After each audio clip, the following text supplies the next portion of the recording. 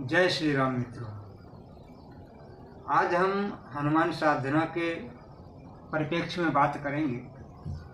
बहुत से भक्त हमें मिलते हैं जो हमसे कहते हैं कि भाई हम हनुमान साधना करना चाहते हैं, तो हमें उन्हें कैसे करना चाहिए, हनुमान साधना किस प्रकार से हम करें कि हम पर हनुमान जी की कृपा बने, और हमें किस प्रकार के हनुमान जी की मूर्ति स्थापित करनी चाहिए, किस प्रकार की हनुमान जी की मूर्ति स्थापित नहीं करनी चाहिए,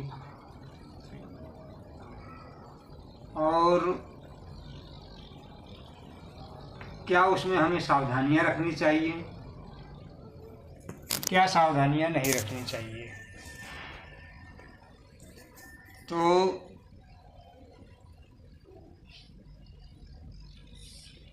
मैं आप सभी को ये बताना चाहूँगा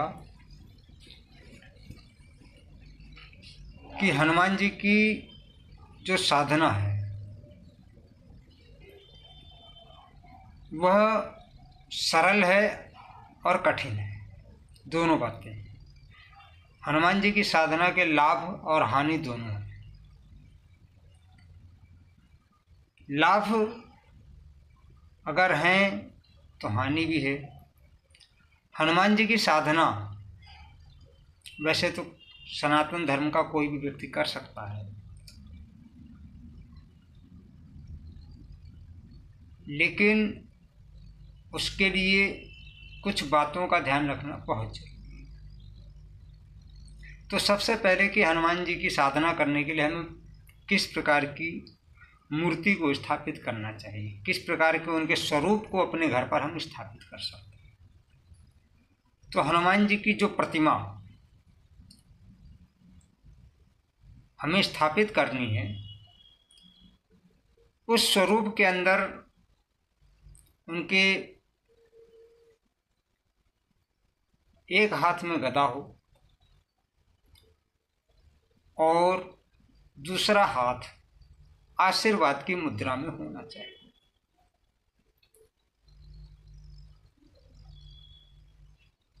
और बैठे हुए भी हो सकते हैं और खड़े हुए भी हो सकते हैं।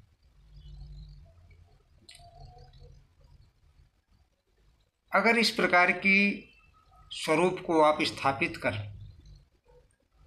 और विधि विधान से उनका प्राण प्रतिष्ठा करवाने के बाद हनुमान जी की साधना करते हैं, तो निश्चित ही आपको अपने जीवन में अभूतपूर्व परिवर्तन देखने को मिलेगा और बहुत सारे लाभ भी आपको देखने को मिलेंगे।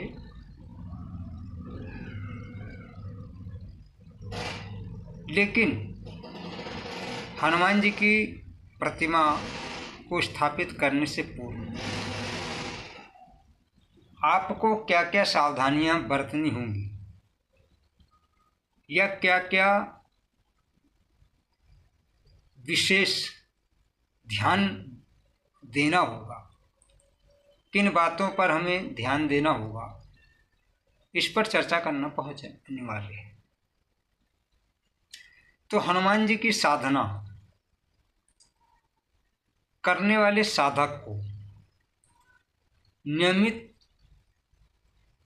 रूप से शुद्ध होना अनिवार्य है। अर्थात आपको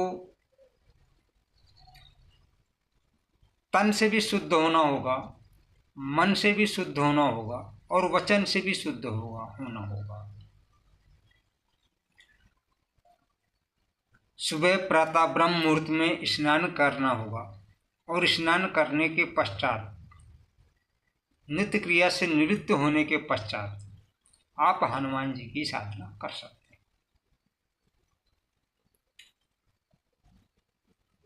लेकिन स्नान करने से सिर्फ आपका तन शुद्ध होगा,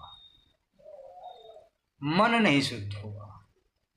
तो मन शुद्ध करने के लिए क्या करना होगा?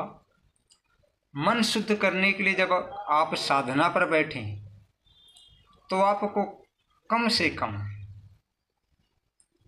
प्रारंभ में 2 मिनट का प्रभु श्री राम जी का ध्यान करके श्री राम जय जय राम, या राम राम, या सीता राम, जो आपको उचित लगे, या श्री रामचंद्राय नमः का भी जाप आप कर सकते हैं, कम से कम 2 मिनट। इस जाप से क्या होगा कि आपके मन में जो विकार है वह विकार बाहर निकलेगा और आपका मन शुद्ध होगा। अब वचन शुद्ध, आपकी वाणी का शुद्ध होना भी अनिवार्य है। ऐसा नहीं होगा कि आप साधना तो हनुमान जी की करें और सुबह से शाम तक इसकी निंदा, उसकी चुगली, उसकी बुराई या अभद्र भाषा का प्रयोग, अगर यह सब आप करते हैं हनुमान जी की साधना के साथ साथ, तो आपकी हनुमान जी की साधना सफल नहीं, वह विफल हो जाएगी। जो लाभ आप अपने जीवन में चाहते हैं वह लाभ आपको नहीं प्राप्त होगा। इसलिए अगर आप हनुमान जी की साधना करना चाहते हैं तो आपको तन, मन और वचन, इन तीनों चीज़ों में शुद्धता लानी होगी। ये तीनों चीज़ों से शुद्ध होना होगा और आपको भोजन भी शुद्ध ही करना पड़ेगा। अर्थात आपको इस बात का ध्यान रखना होगा कि आप सिर्फ और सिर्फ सादा भोजन, शाकाहारी भोजन ही ग्रहण करें। अगर गलती से भी आपने तामसिक भोजन को ग्रहण किया तो उससे परिणाम ये होगा कि आपकी जो साधना है वह भंग हो जाएगी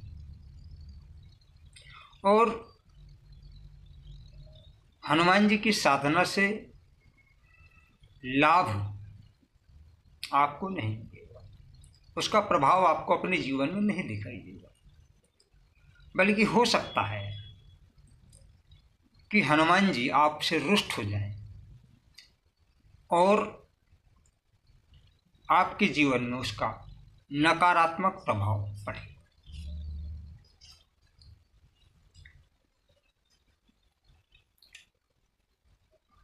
हनुमान जी की साधना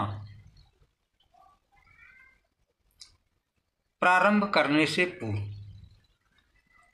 जो भी साधक हनुमान जी की साधना कर रहे हैं या हनुमान जी की साधना करना चाहते हैं, उनसे मैं एक आग्रह करूंगा कि हनुमान जी की साधना करने से पूर्व आप अपना गुरु अवश्य बनाएं। और गुरु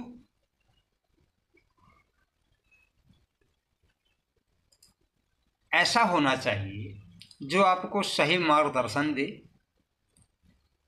साधना का सही तरीका बता दे, साधना के संपूर्ण नियम आपको बताए, जिससे कि आप हनुमान जी की कृपा प्राप्त कर सकें।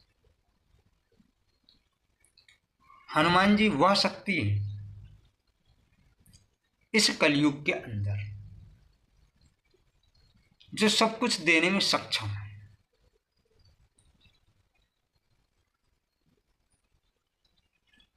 ऐसी कोई समस्या नहीं है कि जिसका समाधान हनुमान जी के पास नहीं।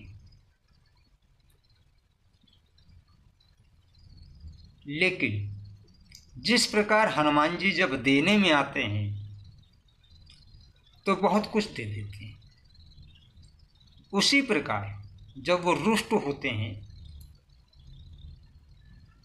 और वो छीनने में आते हैं तो बहुत कुछ छीन भी लेते हैं, ले भी लेते हैं। मैं आपको डरा नहीं रहा और ना ही मेरा किसी को डराने का उद्देश्य है। मैं तो चाहता हूँ कि ज़्यादा से ज़्यादा लोग हनुमान जी की साधना करें और इस कलयुग में जो अपने धर्म से भटक गए हैं वह धर्म के मार्ग पर, या जो धर्म पर तो हैं लेकिन धर्म पर होते भी अधर्म कार्यों को कर रहे हैं, पथ से भ्रमित हो गए हैं, वह अपने धर्म पथ पर वापस आए। और यह काम हनुमान जी को करना बहुत अच्छी तरीके से आता है। द्वापर में अर्जुन थोड़ा सा डगमगाए तो भगवान श्री कृष्ण के कहने पर वह अर्जुन को धर्म पथ पर लेकर के आए। भीम डगमगाए तो भीम को धर्म पथ पर लेकर आए। यहां तक कि गरुण को धर्म पथ पर लेकर के आए, क्योंकि कलयुग में हनुमान जी के पास धर्म पताका है और धर्म की रक्षा का संकल्प हनुमान जी ने लिया है। या यूं कहते हैं कि प्रभु श्री राम ने उन्हें धर्म प्रचार धर्म रक्षा के लिए ही इस संसार में चिरंजीव रहने का वरदान दिया।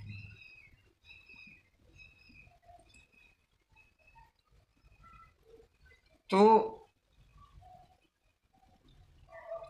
आप अगर हनुमान जी की उपासना करना चाहते हैं तो निसंकोच कर सकते हैं, उसमें कोई बाउंडेशन नहीं। बस ये है कि मैंने आपको पूर्व में बता दिया कि आपको तन मन वचन और भोजन इससे पूर्ण रूप से शुद्ध होना होगा। अगर इन 4 बातों में कहीं आपसे त्रुटि हुई तो परिणाम सकारात्मक की जगह नकारात्मक भी हो सकते हैं। आज हम यहीं तक हनुमान साधना को लेकर के चर्चा करेंगे।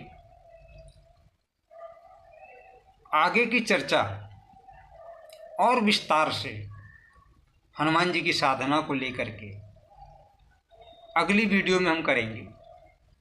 उसमें हम आपको बताएंगे संपूर्ण नियम कि किस प्रकार से आप हनुमान जी की साधना करें कि शीघ्र अतिशीघ्र आप पर हनुमान जी की कृपा बने और वह सब जो आप जीवन में चाहते हैं उसकी प्राप्ति हो और आपका जीवन संकटों से मुक्त हो, कष्टों से मुक्त हो, आपके परिवार में कोई गृह क्लेश ना हो, किसी भी प्रकार के जीवन में आपके कोई बाधा ना आए।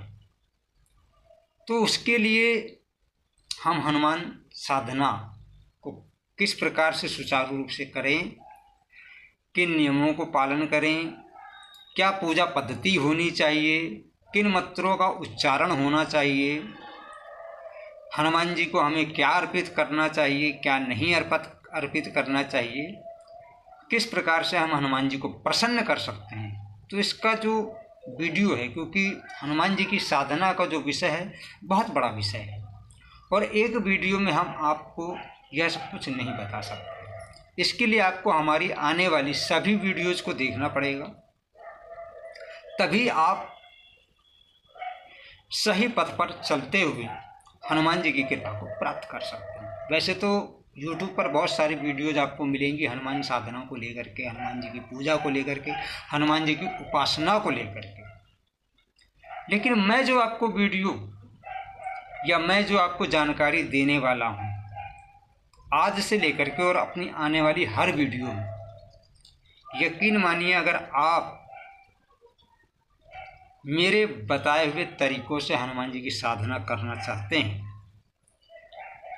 तो 100% आप पर हनुमान जी की कृपा होगी और 100% आपके जीवन में परिवर्तन आएगा और इसका परिणाम आपको बहुत जल्द देखने को मिलेगा। लेकिन उसके लिए आपको हमारे धर्म ज्ञान भक्ति चैनल को सब्सक्राइब करना पड़ेगा। सब्सक्राइब करने के साथ साथ बेल आइकॉन को दबाना पड़ेगा ताकि हमारी हर वीडियो की नोटिफिकेशन आप तक पहुंचती रहे। वीडियो को लाइक करना पड़ेगा और वीडियो को शेयर करना पड़ेगा। आप हमारी ज़्यादा से ज़्यादा वीडियोज़ को लाइक करें, शेयर करें, कमेंट करें और हनुमान साधना से जुड़ी हुई बारीकियों को समझने के लिए और इनकी शक्ति को जानने के लिए, लाभ और हानि को जानने के लिए आपको हमारे वीडियोज पर अपनी प्रतिक्रिया भी देनी होगी कि आप हमसे किस प्रकार से जानना चाहते हैं, क्या जानना चाहते हैं हनुमान जी की साधना को लेकर के। आपके क्या प्रश्न हैं, आपके क्या मन में है, आप हमसे सवाल कर सकते हैं। कमेंट बॉक्स में जा कर के आप अपनी प्रतिक्रिया दें ताकि हम आपको जैसा आप चाहेंगे, जो आप चाहेंगे, आपके प्रश्नों के सही उत्तर आप तक पहुंचाने का हमारा प्रयास होगा। और जो हनुमान जी की साधना करने के बाद मैंने अपने जीवन में महसूस किया, मैंने जो अपने जीवन में परिवर्तन देखा, जो मेरे को मिला, उसके आधार पर मैं आपका मार्गदर्शन करूँगा। आज के लिए मैं यहीं पर अपनी वाणी को विराम देता हूँ। आप सभी पर प्रभु श्री राम की कृपा बने, हनुमान जी की कृपा बने। आप सभी का परिवार सदैव सुखमय रहे। जय श्री राम, जय श्री बालाजी।